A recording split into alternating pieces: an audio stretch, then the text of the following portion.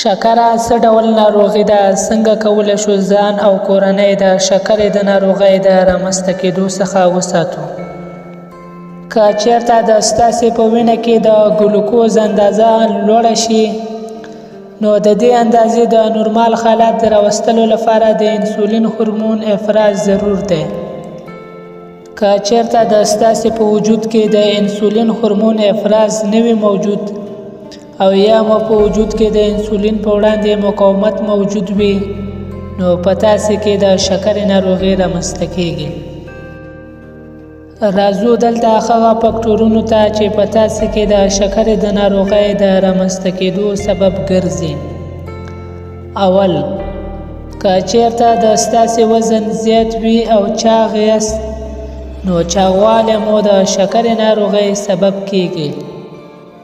دویم، د عمر زیاتوالی.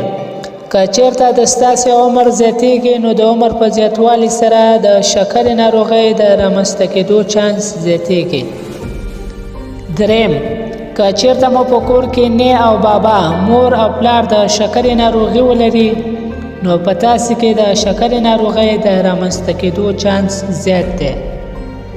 څلورم، که چیرې تاسې فشار، د وینې غوړ او د زړه ناروغۍ ولرئ، نو د دې ناروغیو په لرلو سره په تاسې کې د شکرې ناروغي رامنځته کېږي.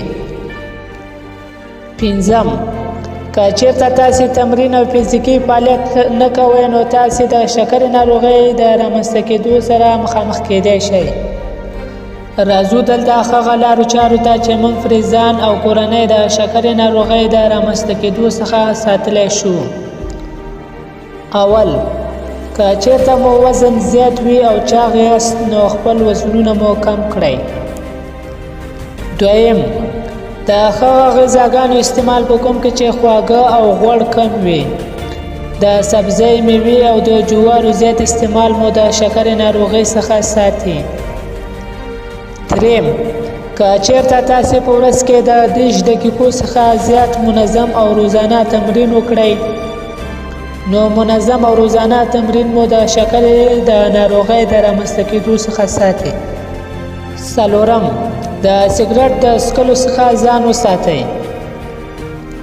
که چېرې تاسې د شکرې ناروغۍ لرئ او غواړئ د شکرې د زیان څخه کوم چې د اعصابو، پښتورګو، زړه او سترګو ته زیان رسوي، نو د دې خطر د بچ کولو لپاره لاندې لارښوونې عملي کړئ. اول، که وزن مو زیات وي، خپل وزن مو کم کړئ. دویم، خواږه او غوړ کم استعمالوئ.